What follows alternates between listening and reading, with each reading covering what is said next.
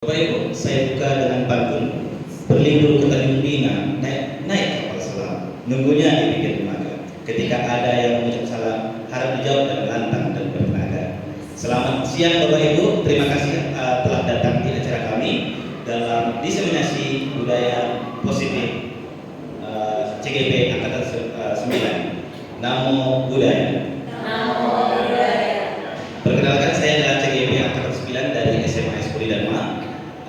Nama saya Muhammad Ihsan, dan yang satu lagi adalah CGP Angkatan 9 dari SD Budi Dharma. Hari ini kami akan membagi sebuah materi dari yang kami pelajari selama perkuliahan, yaitu budaya positif yang ada di kurikulum Merdeka.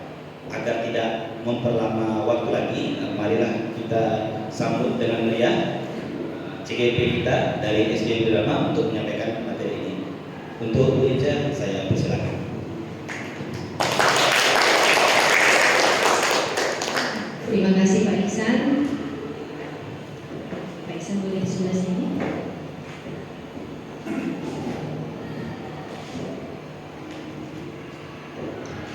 Namo Sang Yang Adi Budaya, Namo Buddhaya. Selamat siang dan salam sejahtera buat kita semua. Suatu berkat rahmat Tuhan yang sungguh luar biasa yang kita rasakan, kita dapat berkumpul pada siang hari ini dalam keadaan sehat dan tetap semangat. Yang saya hormati Bapak Kepala Sekolah SMA Budi Dharma, Bapak Widya Atmaja SKD, Bapak Dwi Setianto SPD selaku Kepala Sekolah SD Budi Dharma. Terima kasih buat waktu yang sudah diberikan kepada kami. Kami mengucapkan terima kasih banyak untuk partisipasi kerjasama Bapak Ibu yang sudah hadir memenuhi undangan kami pada siang hari ini. Kegiatan hari ini merupakan serangkaian program pendidikan guru penggerak yang sedang kami jalani. Apabila Bapak Ibu di tahun-tahun yang akan datang juga mengikuti program pendidikan ini, kami siap berkolaborasi. Terima kasih untuk kolaborasinya hari ini. Baik Bapak Ibu, yuk kita sama-sama salam guru penggerak. Salam guru penggerak, tergerak, bergerak, menggerakkan. Terima kasih. Ini Bapak fasilitator saya di dalam program guru penggerak itu ada yang namanya Bapak fasilitator, Bapak Syahrijal SPD MPD, dan Ibu pengajar praktik saya, Ibu Ayu Setianingsih SPD, dan saya sebagai calon guru penggerak angkatan 9 dari Kota Batam. Nah, materi yang akan kami bawakan pada siang hari ini adalah penyebaran pemahaman dan penerapan pengalaman budaya positif. Dalam program guru penggerak, budaya positif ini merupakan modul, ada di dalam modul 1.4, dan masih banyak modul-modul yang akan kami lahap habis setelah ini. Adapun konsep inti dari budaya positif, yang pertama perubahan paradigma belajar, kedua disiplin positif, tiga nilai-nilai kebajikan, keempat kebutuhan dasar manusia, kelima motivasi perilaku manusia, keenam posisi kontrol guru, ketujuh keyakinan kelas, dan kedelapan segitiga restitusi. Nah, konsep inti budaya positif ini tidak lepas dari posisi kontrol ya sebenarnya Bapak Ibu. Boleh saya minta sebentar waktunya ya. Bapak yang 1212 yang ganjil boleh menutup tangan. Satu tangan di kepal. Bapak 1, Bapak 3, Ibu Belta, Pak Ari, Losekia, sama Miss Riris boleh di kepal tangannya. Satu saja boleh. Nah, sementara Bapak Ibu yang tidak mengepal tangan, silahkan dibuka kepalan tangan teman yang di sebelahnya, boleh dibujuk boleh dirayu, boleh diintimidasi, boleh dimarahin, silahkan.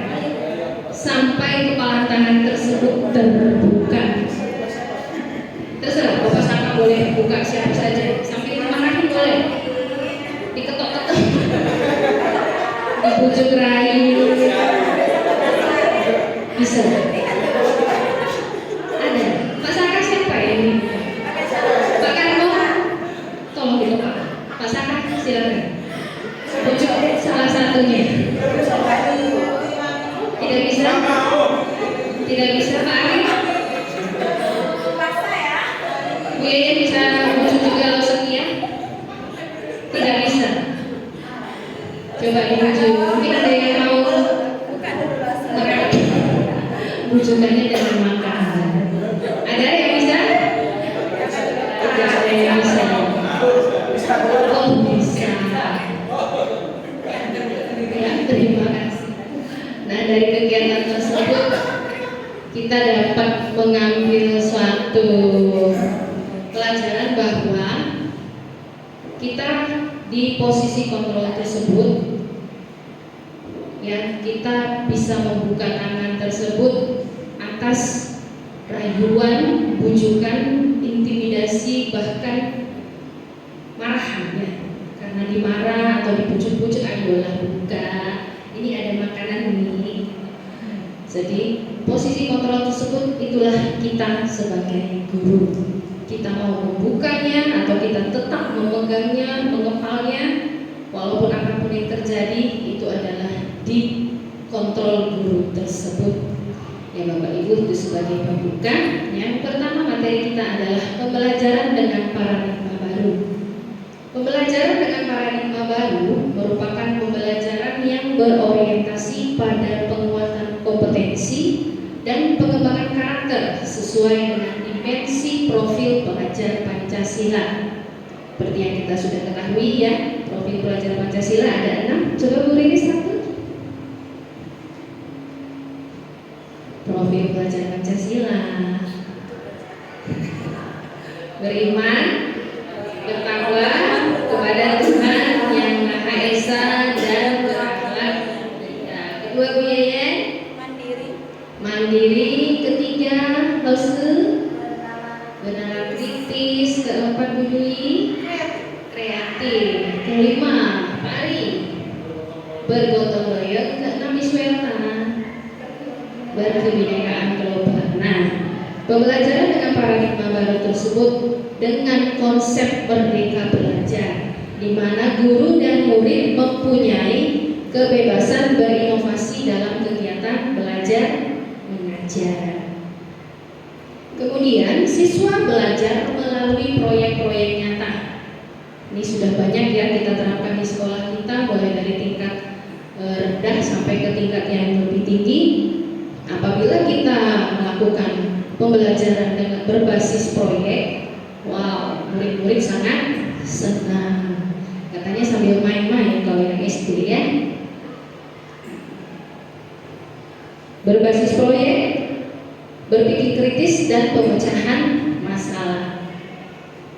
Dan pembelajaran dengan paradigma baru memanfaatkan teknologi seperti komputer, internet, aplikasi pembelajaran digital untuk meningkatkan pengalaman belajar siswa. Nah, kita sebagai pendidik, tujuan kita adalah menciptakan peserta didik yang memiliki disiplin diri, sehingga mereka berperilaku mengacu kepada nilai-nilai kebajikan universal. Nah, disiplin tersebut berasal dari kata disiplina yang artinya belajar. Disiplin mengacu pada disiplin diri yang memiliki tanggung jawab terhadap apa yang dilakukan berdasarkan nilai-nilai yang diyakini. Disiplin positif merupakan salah satu penerapan disiplin yang bertujuan untuk menumbuhkan kesadaran serta memberdayakan peserta didik tanpa imbalan, penghargaan atau reward, ancaman ataupun hukuman. Nah, nilai-nilai kebajikan tersebut adalah nilai-nilai yang disepakati bersama, lepas dari suku bangsa, agama, bahasa maupun latar belakang. Nilai-nilai kebajikan tersebut ada keadilan, keselamatan, tanggung jawab, kejujuran, rasa syukur, berprinsip, integritas, kasih sayang, rajin, berkomitmen, percaya diri, kesabaran, dan keamanan. Sedangkan keterampilan hidup dapat dipercaya, lurus hati, pendengar yang aktif, tidak merendahkan orang lain, memberikan yang terbaik dari diri. Nah, Bapak Ibu, sekilas tadi Pak Iksan sudah bercerita ya, katanya dalam menangani anak yang bermasalah di sekolah, anak tersebut sebetulnya ingin memenuhi satu kebutuhan yang tidak terpenuhi oleh anak tersebut. Oleh daripada itu, kebutuhan dasar manusia sangat penting dan mempunyai tujuan tertentu. Karena kita melakukan usaha terbaik kita untuk mendapatkan apa yang kita inginkan. Di sini terdapat 5 kebutuhan dasar manusia. Yang pertama, bertahan hidup. Bertahan hidup tersebut kriterianya adalah kesehatan, rumah, makanan, dan keamanan. Kedua, rasa kasih sayang dan rasa diterima. Ini biasanya sering ya Bapak Ibu yang khususnya di SD, apabila anaknya bertingkah melakukan suatu kesalahan, kita menganggapnya, oh, anak tersebut tuh mau cari perhatian saya karena dia di rumah kurang diperhatikan. Nah, inilah kebutuhan dasar yang ingin dipenuhi anak tersebut. Rasa ingin diterima, dipedulikan, ingin berbagi, bekerja sama, dan mau menjadi bagian dari kelompok. Ketiga, penguasaan. Penguasaan terdiri dari harga diri, keinginan untuk dianggap, memimpin, berprestasi, diakui, dan didengar. Ada juga kebebasan. Kebebasan di sini kriterianya adalah mandiri, memiliki banyak pilihan, mencoba hal baru, mampu mengendalikan arah dirinya. Dan yang kelima adalah kebutuhan akan kesenangan, mencari kesenangan, bermain-main, dan tertawa. Jadi kalau ada anak di kelas kita yang saat kita memberikan pelajaran, ada yang sambil bermain dan tertawa, nah kebutuhan kesenanganlah yang ingin didapatkan oleh anak tersebut. Seperti itu Bapak Ibu. Nah, untuk materi selanjutnya saya serahkan kepada Pak Iksan. Silakan.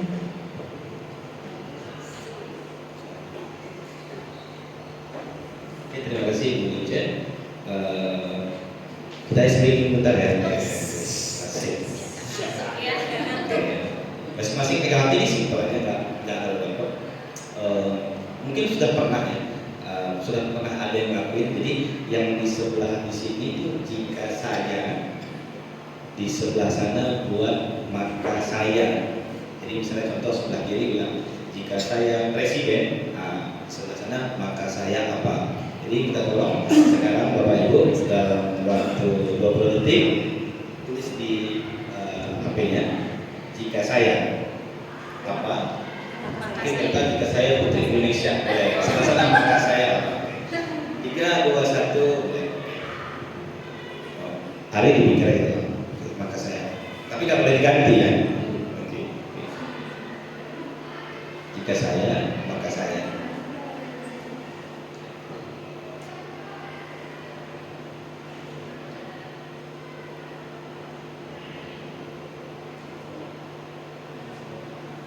Jika saya hari Peter Pan,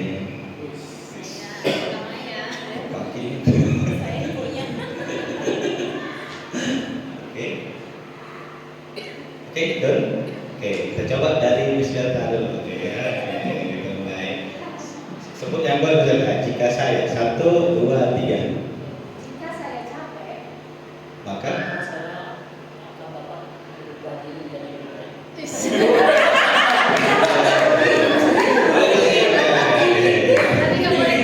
ganti ya. Oke, sekarang mulai. 1, 2, Menteri Pendidikan. Maka saya akan merubah kurikulum ini menjadi kurikulum yang bebas.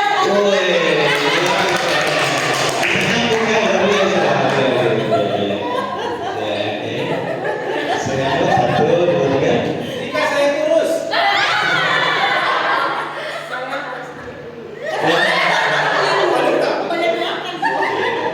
Dari contoh, misalnya jika maka 1, 2, 3. Jika saya Saya ibu presiden ya. Kepada bapak kepala sekolah kami, jika saya ngantuk, Maka saya akan tidur. kalau kemarin itu kami di sana tak nyambung ada yang satu. Jika saya tak kaya, jawaban sebelah sana, maka saya akan tidur. Sebenarnya masuk akal. Tapi nggak masuk akal juga. Mungkin kita kalau mikir kita bakal kalau kita kaya ya kita bakal tidur ya enggak juga. Gitu. Oke, yang bagian kedua adalah bagian motivasi perilaku manusia. Ini berhubungan dengan kerja tim kita. Juga sudah ada yang kemarin yang mungkin yang di bahasa Inggris sudah merasakan. Jadi seseorang itu punya motivasi ketika melakukan sesuatu. Yang pertama untuk menghindari ketidaknyamanan atau hukuman itu jelas. Jadi apa kadang tuh yang kita bicarakan itu agar kita yang menghindari bagian yang tidak nyaman dan menghindari yang bagian hukuman. Yang kedua, kita melakukan sesuatu agar mendapat imbalan atau penghargaan dari orang lain. Jadi siswa juga sama. Jadi terkadang apa yang mereka lakukan itu pengen dihargai. Makanya mungkin Bu Dewi kenal Derek Jumi mungkin ya. Kenapa seperti itu? Mungkin di waktu SD-nya ya seperti itu dia sangat dekat sama saya karena waktu itu dia paling tinggi di kelas beberapa kali, jadi dia semangat. Gitu. Jadi di saat yang lain nilainya 90, dia 92 waktu itu, jadi dia merasa sangat bangga. Tapi ketika terjadi COVID ya itu berubah lagi, itu kita nggak bisa atur. Jadi masa-masa COVID ini memang sangat kampus sama kita. Tapi memang di hal kedua ini saya merasakan ya, jadi ketika dia melakukan sesuatu sekecil apapun, ketika kita hargai semangatnya yang bersenang. Yang ketiga, untuk menjadi orang yang mereka inginkan dan menghargai diri sendiri dengan nilai-nilai yang mereka percaya. Artinya seperti ini, ketika anak itu bermain, ketika kita ingat dulu kita bermain, kita pengen apa yang kita percaya orang lain percaya. Gitu. Kita ini pengennya kayak gini. Menurut pendapat saya seperti ini. Kita kan di situ ingin agar orang lain percaya sama kita. Jadi untuk motivasi perilaku manusia itu ada 3. Jadi yang pertama, ketika ada rule, ada hukuman, kita berusaha menghindari itu. Yang kedua, yang kita lakukan ingin mendapat penghargaan orang lain. Jelas, penghargaan terhadap diri sendiri itu penting. Seperti Sahabat pernah bilang, apa dulu Sahabat? Manusia itu butuh pengakuan. Saya ingat kali kata-kata sekarang itu. Manusia butuh pengakuan. Semua manusia butuh pengakuan. Bahkan kalau kita yang sudah menikah ini saja, istri kita tiba-tiba pulang berpenampilan cantik, lupa kita bilang, cantik kali kau hari ini. Kita lupa, dia sedih. Padahal hal kecil. Yang bapak-bapak pasti paham ya. Tiba-tiba pulang kok dandannya cantik. Kita sebagai seorang suami lupa menyebutkan dia cantik. Padahal dia pengen disebut cantik. Ngapain dia dandan di rumah kan kita pulang kan? Jadi bagian kedua itu motivasi yang jelas terjadi di kehidupan sehari. Sama seperti siswa. Siswa juga sama. Apa yang mereka lakukan itu sebenarnya dia pengen. Aku pengen aku jadi ini nanti. Dewi ujian bisa ya. Dan Jomi berbicara bahasa Inggris yang bagus. Pengen dibilang sama saya, mantap DJ. Itu kan udah sering aja si DJ tiap hari. Ya. Yang ketiga dia untuk jadi intinya yang bagian terakhir itu dia punya sesuatu yang dia yakini, dia ingin sampai ke seorang. Siswa kita juga gitu. Kadang siswa itu punya aturan sendiri. Kalau Pak Saka melihat anak-anak bermain band, ketika mereka kumpul, pasti mereka bilang, oh aku pengennya kayak gini loh, aku pengennya kayak gini loh. Yang satu berpendapat bahwasanya aku mau musiknya seperti ini, yang satu berpendapat aku pengen musiknya seperti ini. Jadi motivasi mereka itu adalah mereka ingin pendapat mereka didengarkan, sehingga nanti menjadi kekuatan yang bersama. Jadi ada 3 motivasi dari perilaku manusia. Itu yang bagian kedua ya. Oke, untuk bagian ketiga, ini bagian ketiga. Kita ke Bulijan. Boleh? Oke, kita lanjutkan ke Bulijan. Silakan Bulijan. Ya, selanjutnya adalah hukuman, konsekuensi, dan restitusi. Nah, ini ciri-cirinya ya. Ciri-ciri dari hukuman itu bersifat satu arah, bersifat tidak terencana atau tiba-tiba, atau berupa fisik atau psikis ya, psikis. Nah, konsekuensi sudah terencana atau sudah disepakati, sudah dibahas dan sudah disetujui oleh murid dan guru. Dan restitusi yang ketiga, murid belajar bertanggung jawab untuk perilakunya. Murid atau anak belajar memecahkan masalah.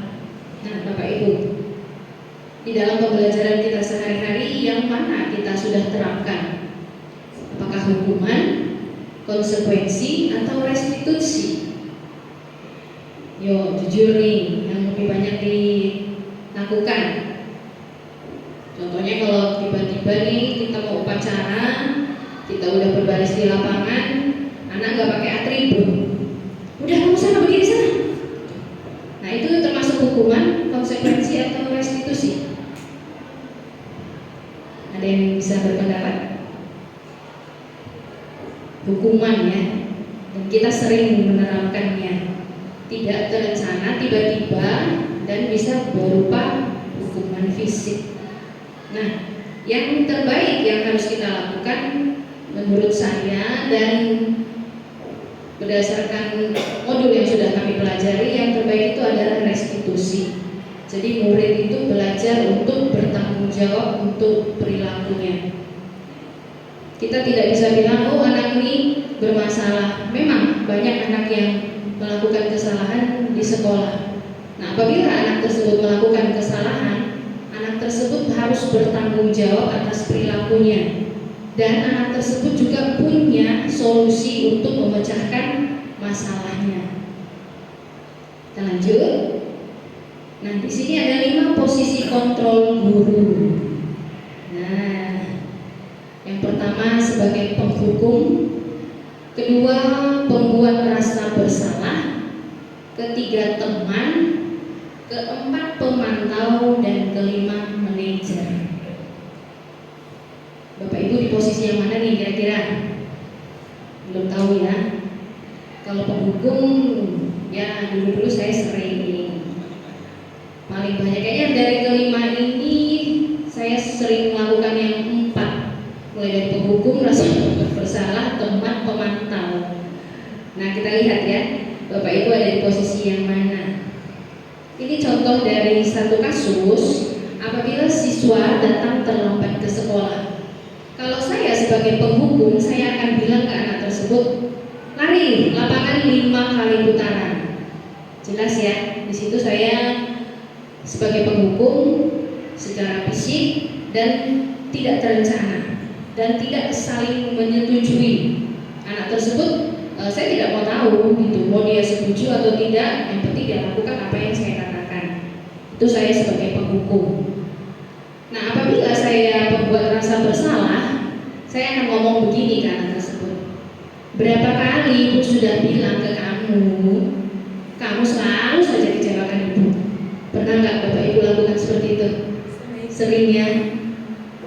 Atau gini yang lebih biar melo gitu, biar istilahnya anaknya tersebut tersentuh hatinya. Saya suka ngomong gitu. Kamu ya, kalau bapak ibu, papa mamamu tahu kamu buat kayak gini, gimana perasaan mereka? Saya pikir itu bagus. Ternyata tidak. Saya itu sebagai posisi kontrol pembuat rasa bersalah. Sering nih, saya sering. Tapi setelah saya mempelajari ini, saya sudah mulai menguranginya.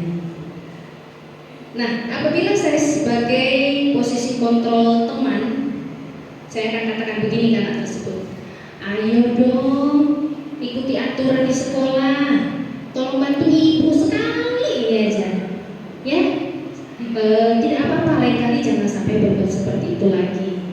Nah, pada saat saya berbicara seperti itu, saya berada di posisi kontrol sebagai teman yang bagi anak tersebut. Kemudian apabila saya sebagai pemantau, saya akan katakan begini ke anak tersebut. konsekuensinya. Nah, setelah itu kita akan membuat beberapa kesepakatan sanksi ya istilahnya ya. Apa yang anak itu harus lakukan dan itu kita sepakati dulu. Kalau saya itu sukanya anak tersebut buat semacam surat perjanjian bahwa dia sudah melakukan suatu kesalahan, dia sudah mengakui kesalahannya dan apa yang harus sanksi yang dia kenakan. Bisa jadi dia dapat tambahan piket setiap hari itu selama seminggu. Nah, di situ saya sebagai posisi kontrol pemantau.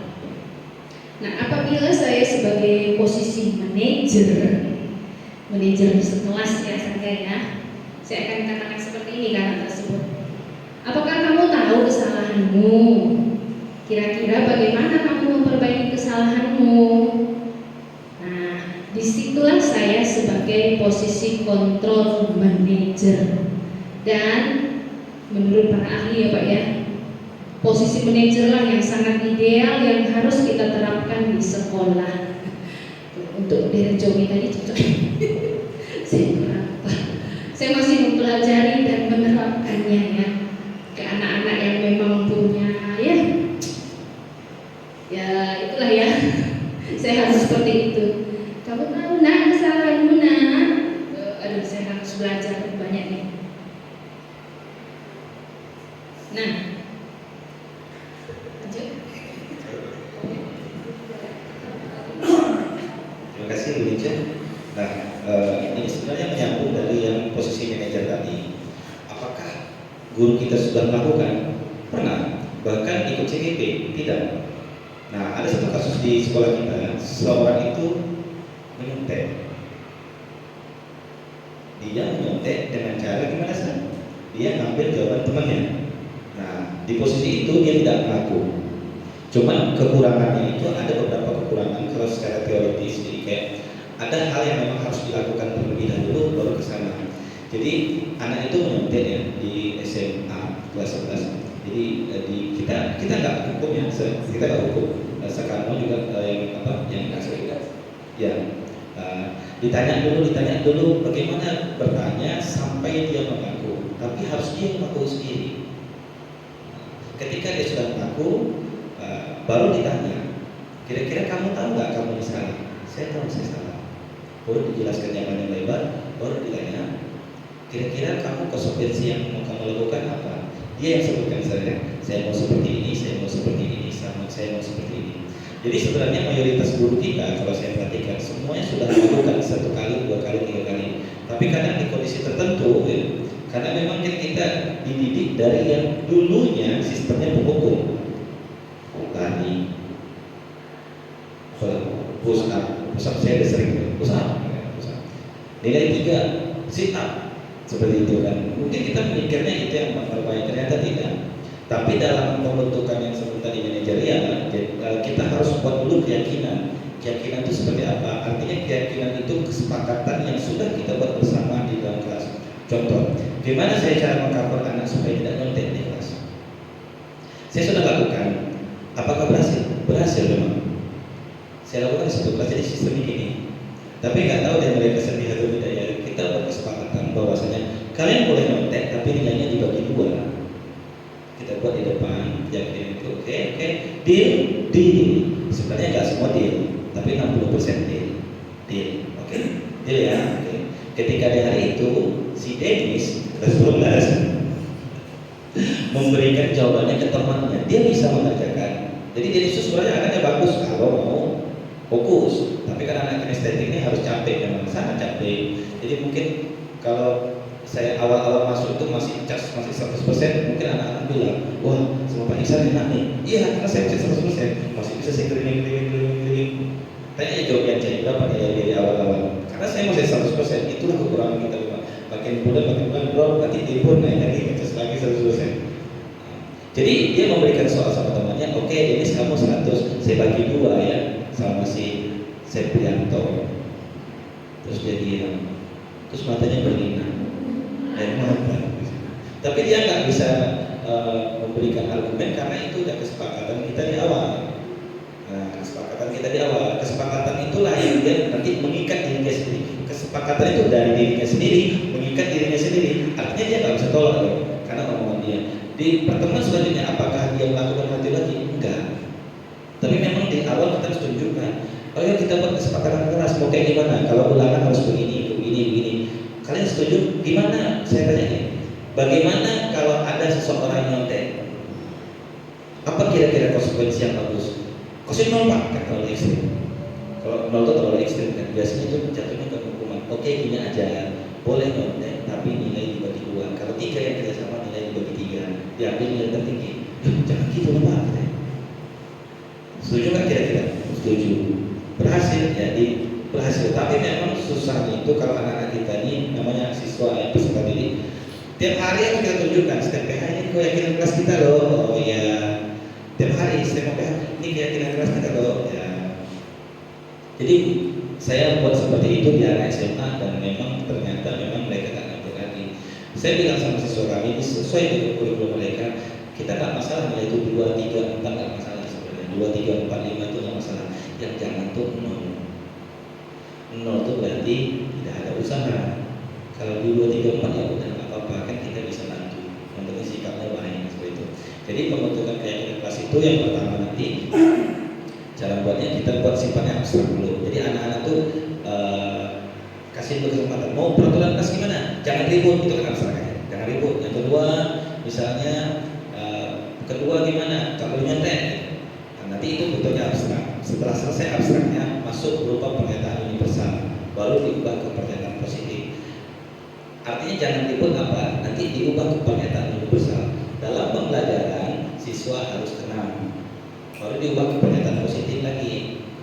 Yang lebih baik kata-katanya. Dalam mengikuti pembelajaran, siswa harus mendengarkan guru dan tidak boleh berbicara dengan lain. Lalu boleh kata positifnya. Jadi membutuhkan keyakinan kelas itu dimulai dengan kata-kata abstrak siswa, random aja.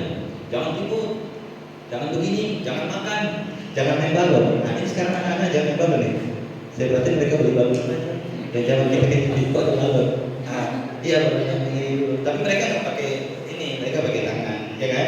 Itu bisa kita buat tuh. Jangan main balon kan bisa aja, tapi kita buat jangan melakukan hal di luar pembelajaran ketika pembelajaran sedang dilaksanakan. Itu kan positif lainnya. Yang keempat, sesuai dengan kondisi kelas dan sekolah sehingga mudah diterapkan. Kita nggak bisa lakukan kegiatan aturan yang ada di sekolah ini di sekolah lain, itu pasti beda. Bahkan untuk visi misi di modul 1.3 sebelumnya, visi misi sekolah kita sama sekolah lain beda. Kalau di sekolah ini mungkin secara akademik lumayan baik, gitu kan? Jadi kita arahnya ke prestasi. Sekolah lain kelas 4 aja bacanya mengeja. Jadi otomatis kan mereka harus ke literasi. Jadi memang berbeda. Yang terakhir, semua warga kelas sekolah harus dilibatkan membuat keyakinan ini pasti, karena peraturan dari mereka untuk mereka. Nah, nanti baru kita tempel gitu. Oke, yang terakhir segitiga restitusi. Nah, segitiga restitusi ini sebenarnya sudah dijelaskan di sebelumnya. Jadi untuk menyelesaikan masalah anak ada 3 hal yang harus kita lakukan. Yang pertama, kita stabilkan identitinya dulu. Stabilkan identiti anak itu ketika datang, mungkin harus praktek nanti kita. Anak itu ketika datang, yang pertama itu anggaplah dulu ini kan, wah, Francesco silakan masuk kelas bentar kaki ini. Dalam hatinya mungkin ada yang sudah berpikir, apalah alasanku? Ya, sama kayak saya juga waktu manggil siapa sana yang itu yang anak kelas 11 itu lupa anak kelas 11 yang bahasa Inggris itu. Ketika saya panggil kan dia gitu, langsung duduk dia langsung gini. Kamu tahu kenapa saya panggil ke sini? Ya, itu memang yang sekarang lakukan itu memang real segitiga restitusi. Yang pertama, seingat saya sekarang bilang gini, Jesslyn, semua orang itu punya salah, ya. Tapi Bapak mau kamu mengakui kesalahanmu, nggak apa-apa, saya nggak marah. Tapi dia tak ngotot, enggak. Kenapa? Karena ada ketakutan di situ. Tapi kan berjuang dia terus menguatkan dia, bagaimana dia itu yakin bahwasanya kesalahannya ini akan dimaafkan. Itu yang pertama. Ketika dia sudah mengaku, baru masuk bagian kedua. Mari kita tanyakan keyakinan kelas. Ini yang mungkin kita agak kurang. Kita nggak pernah menuliskan keyakinan di depan itu bahwasanya jika saya begini, saya akan begini. Jika saya begini, saya begini. Akhirnya kita akan langsung lompat ke bagian ketiga, validasi tindakan yang salah. Kalau kayak saya tadi yang mencontek 50 tadi 100 saya bagi dua, saya bertanyakan bagi dua. Kalian tahu nggak keyakinan yang kita buat sebelumnya? Oh iya, kalau mencontek nilai bagi dua. Jadi dari situ dia berpikir, ini kesalahan saya yang buat. Saya buat aturan sendiri buat saya. Kalau dia nge-counter kan nggak mungkin. Nah, jadi bagian kedua ini saja mungkin dilakukan, tapi memang sudah tepat. Kamu tahu kan? Jadi kita kuatkan keyakinan dulu, kita tahu dia keyakinan itu apa, dia tahu bahwasanya nyontek itu salah. Barulah kita ke bagian ketiga. Bagian ketiga disebut di bagian sini bahwa salah tidak apa-apa, di setelah kita sini banyak. Lalu yang selanjutnya kita validasi tindakan yang salah seperti yang saya bilang tadi. Kamu tahu nggak kesalahanmu apa? Kalau dia masih belum tahu salahnya apa, kita tuh salahkan sampai dia tahu memang kesalahan dia itu apa. Setelah dia tahu kesalahannya itu apa, baru masuk bagian terakhir. Kita tanyakan keyakinan keras. Sudah dia tahu keyakinan keras, baru di bagian terakhir kita tanyakan sama dia. Kira-kira kalau kesalahanmu seperti ini, apa yang akan kamu lakukan? Jadi di posisi manajerial, apa yang akan kamu lakukan ketika dia memberikan pernyataan saya akan melakukan ini, otomatis kan dia akan punya tanggung jawab sendiri. Jadi di sistem manajerial di kurikulum negara ini, kurikulum merdeka ini, jadi jangan sampai kita seperti dulu kayak kamu nggak usah ini, kamu harus ini. Tanpa kita menunjukkan keyakinan dulu. Kalau keyakinan itu kan kita tunjukin dulunya aturan-aturannya. Dia yang buat, otomatis kalau kita beritahu konsekuensi ini, dia pasti terima. Oke, terima kasih untuk hari ini. Boleh silakan bantu tutup. Ya, Bapak Ibu, kita sudah di penghujung acara kita, kegiatan kita. Dengan berakhirnya materi tentang segitiga restitusi, berakhir pula pertemuan kita hari ini. Kami mengucapkan terima kasih banyak atas partisipasi Bapak Ibu, kerjasama Bapak Ibu, dan dukungan Bapak Ibu, khusus Bapak Kepala Sekolah. Akhir kata dari kami, Namo Sang Yang Adi Budaya.